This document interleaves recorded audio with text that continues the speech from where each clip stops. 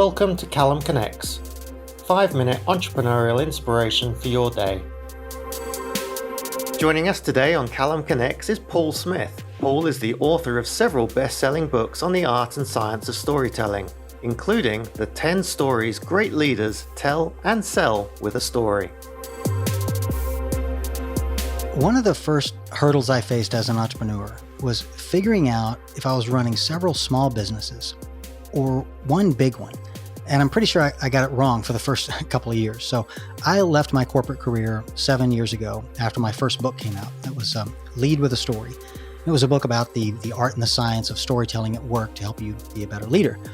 And I wrote it, obviously, because what I wanted to do was to leave my corporate career and become a full-time speaker and trainer on that topic.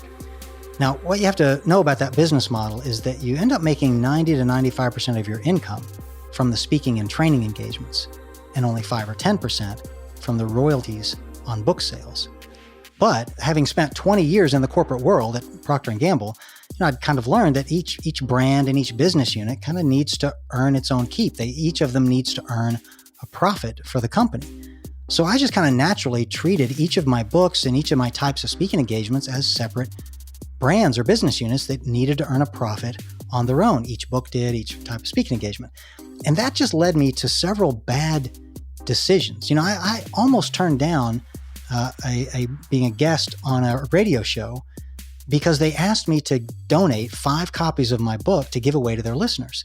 And so I did the kind of analysis that you're trained to do in the corporate world. Well, I make $1.50 profit on every book. The books cost me $15 to buy and give away.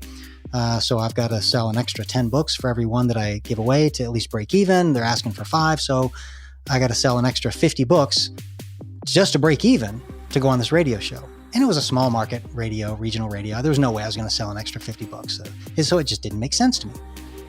But the truth is, all I need is one person, not to buy the book, but to hire me as a speaker or a trainer based on that radio show or based on one of the books that they bought from that radio show, for $10,000, $15,000, $20,000, which is what I was getting paid, to make it all worthwhile. In fact, I wouldn't even need every radio show I'd go on to have one person hire me, just one out of every 30 or something, right?